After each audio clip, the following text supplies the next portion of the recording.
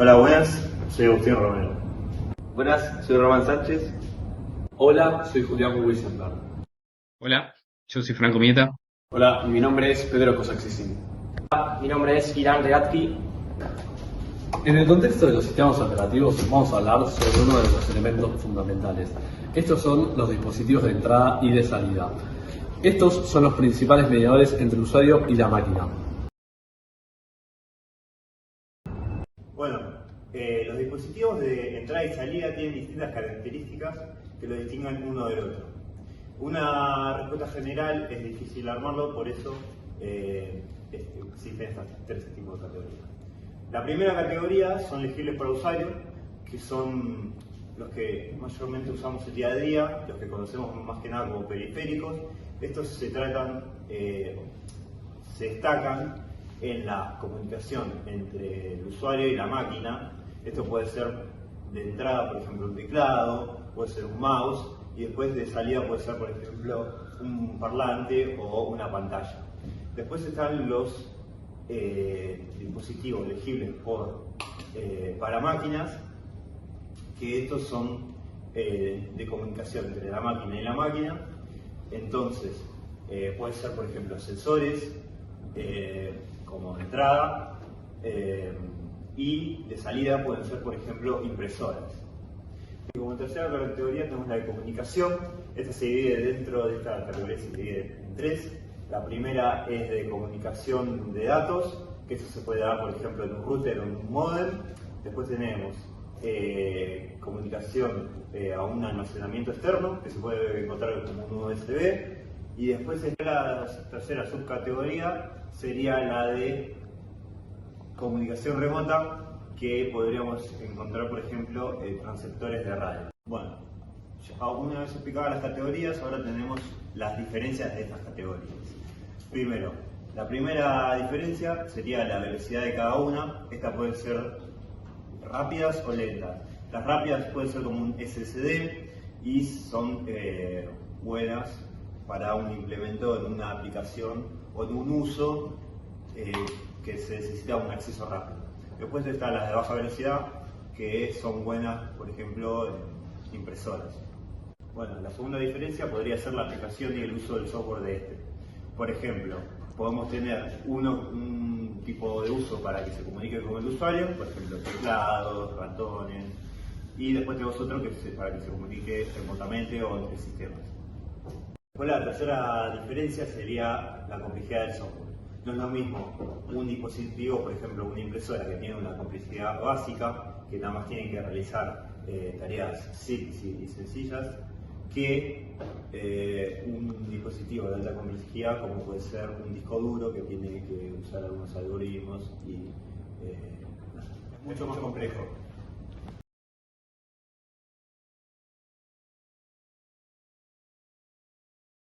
Bueno, ahora vamos a hablar sobre las técnicas para llevar a cabo la entrada y salida según Starlink.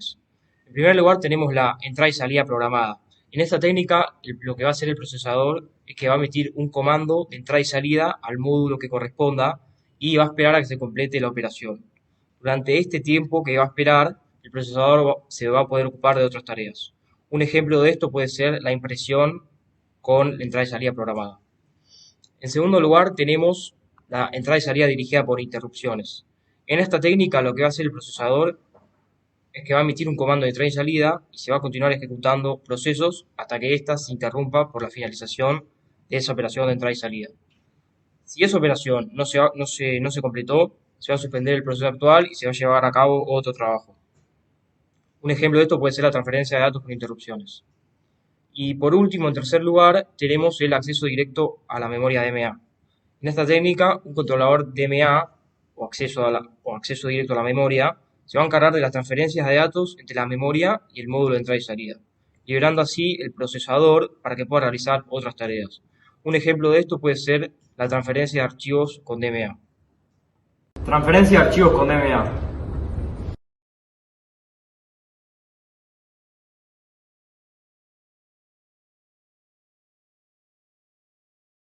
Bueno, ahora voy a hablar sobre los objetivos del diseño del sistema de entrada y salida, según William Stalin. Este mismo se centra en dos aspectos claves, la eficiencia y la generalidad. Primero voy a hablar sobre la eficiencia. Primero, en esto tenemos la optimización del rendimiento. Esto mismo busca optimizar el rendimiento de las operaciones de entrada y salida, ya que suelen ser un cuello de botella en los sistemas informáticos. Después tenemos la multiprogramación. Es una estrategia eficaz implementar la multiprogramación permitiendo que otros procesos se ejecuten mientras uno espera una operación de entrada y salida. Esto mejora la utilización de los recursos del sistema. También tenemos la sincronización eficiente. Esta busca una coordinación precisa entre el procesador y los dispositivos de entrada y salida, minimizando la latencia y maximizando la utilización de recursos. Ahora vamos por el otro aspecto, que es la generalidad. Primero tenemos la modularidad jerárquica. Se adopta una estrategia de modularidad jerárquica en el diseño de funciones de entrada y salida. Esto implica estructurar el sistema de entrada y salida de manera que las rutinas de nivel inferior escondan la mayoría de los detalles de los dispositivos de entrada y salida y que las rutinas de nivel superior contemplen los dispositivos en términos de funciones más generales. De esta manera, los componentes pueden ser reutilizados y adaptados para diferentes dispositivos. Después tenemos el control unificado. Se busca la unificación en la interfaz de control de modo que los distintos dispositivos puedan ser manejados de manera coherente y eficiente. Las funciones del sistema operativo, por lógica, deben estar separadas en distintos niveles según la compilación. Cada subconjunto realiza un grupo de tareas apoyándose en el nivel inferior para realizar las tareas más bajas, proporcionando servicios al siguiente nivel superior. En la estructura lógica también podemos ver distintos tipos de estructuras. Puede ser que el sistema operativo no se ajuste exactamente a la figura, pero sí a los principios generales válidos. Estas estructuras son las siguientes. En los niveles inferiores, los rápidos en unos segundos, tenemos los entradas y salidas de dispositivo. En este nivel, las operaciones con los dispositivos de entrada-salida se vuelven específicas y concretas. Se encarga de la manipulación directa de los dispositivos, convirtiendo las operaciones solicitadas por el nivel superior en comandos específicos que el hardware puede entender. Luego tenemos el controlador de dispositivo. Este nivel se ocupa de la organización y gestión de archivos. Proporciona una interfaz para la creación, eliminación y manipulación de archivos. También controla el acceso y la seguridad. Luego la planificación y control, que gestiona la cola y la planificación de las operaciones de entrada-salida. Controla las operaciones y maneja interrupciones. También va a ser responsable de coordinar y administrar el flujo de operaciones de entrada-salida. Luego tenemos los niveles superiores, utilizados en interacciones con usuarios. Estos van en segundos. Tenemos la entrada y salida lógica. Trata a los dispositivos de entrada-salida como recursos lógicos, abstractos de los detalles de control real del dispositivo. Luego el gestor de archivos. Este nivel se ocupa de la organización y gestión de archivos. Proporciona una interfaz para la creación, eliminación y manipulación de los mismos. También controla el acceso y la seguridad. Por último, la planificación y control. Va a gestionar la cola y la planificación de las operaciones de entrada-salida. Controla las operaciones y maneja interrupciones. Es responsable de coordinar y administrar el flujo de las operaciones de entrada y salida.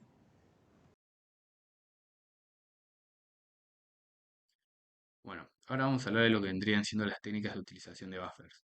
En el mundo de los sistemas operativos, los buffers desempeñan un papel importante en lo que viene siendo la gestión de las operaciones de entrada-salida.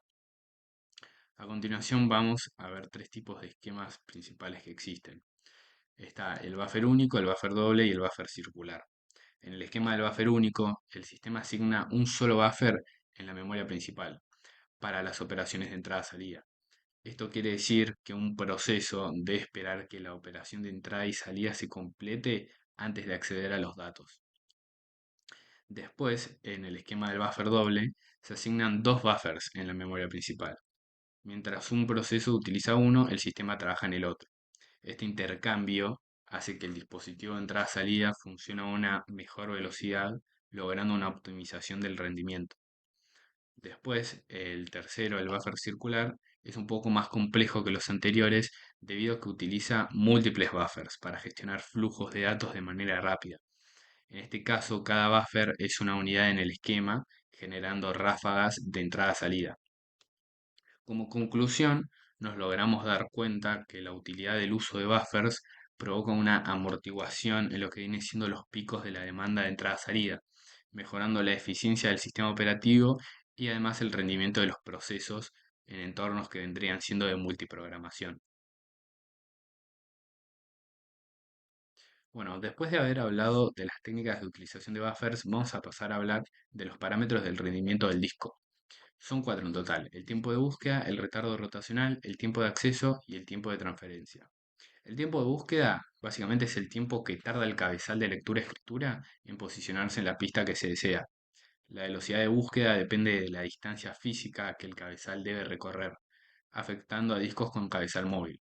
Un dato importante es que la fragmentación de archivos puede aumentar ese tiempo.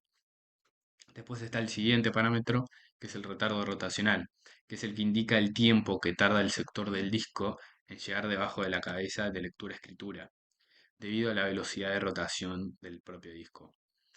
La velocidad angular afecta al tiempo que toma colocar un sector específico en determinada posición. Después, el tercer parámetro es el tiempo de acceso, que es la suma del tiempo de búsqueda y el retardo rotacional, o sea, las dos anteriores. Representa el tiempo total para posicionar la cabeza de lectura y escritura en lo que viene siendo la posición correcta. Evalúa el rendimiento general del sistema de almacenamiento. Y después, como último parámetro, está el tiempo de transferencia, que es el tiempo que se necesita para la transferencia real de datos una vez que la cabeza ya está en posición. Depende de la velocidad de lectura-escritura y factores como lo que viene siendo la densidad de bits en el disco y la capacidad de transferencia del canal de entrada-salida. Bueno, ahora vamos a hablar sobre las políticas de planificación de discos según Stallings. En primer lugar tenemos la planificación aleatoria. Esta va a servir como referencia, pero puede tener un rendimiento deficiente cuando quiera acceder a pistas de disco de manera impredecible. Luego tenemos la política de planificación primero en entrar, primero en salir, FIFO. Esta va a atender a las peticiones en orden secuencial, siendo equitativa pero menos eficaz en los entornos competitivos. La planificación por prioridad, PRD, se va a basar en factores externos al software y puede que no sea ideal para sistemas de bases de datos debido a los tiempos de espera extensos. Luego tenemos la política última en entrar, primero en salir, LIFO. Esta va a favorecer las peticiones más recientes, mejorando la proximidad, pero con riesgo de inanición. SSTF, primero el del tiempo de servicio más corto. Esta va a elegir a la petición con el menor movimiento del brazo del disco, mejorando el rendimiento al minimizar tiempos de búsqueda. Después tenemos los algoritmos como scan y loop, que estos van a realizar movimientos bidireccionales o unidireccionales eficientes para poder satisfacer a las peticiones, mientras que C-scan, que va a ser el scan circular, limita la búsqueda a una sola dirección, reduciendo un retardo máximo.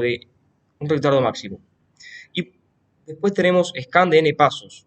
Este va a segmentar la cola para evitar estancamientos. Y por último, FC-scan. Esta va a utilizar dos colas para mejorar la eficiencia en entornos con alta carga de trabajo. Un esquema esencial para mejorar la fiabilidad de una base de datos es el sistema RAID.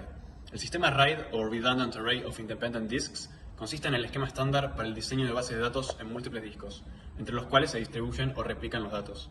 El esquema RAID consiste de 7 niveles, de 0 al 6. Estos niveles no implican una relación jerárquica, sino que se refieren a diversas arquitecturas de diseño que comparten 3 características en común.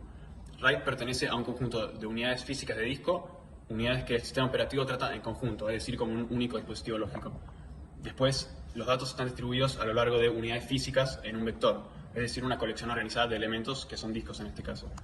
Y 3, la capacidad de redundancia o réplica, lo cual significa que la información almacenada sea igual entre sí, lo cual garantiza que los datos se puedan recuperar en caso de que falle un disco.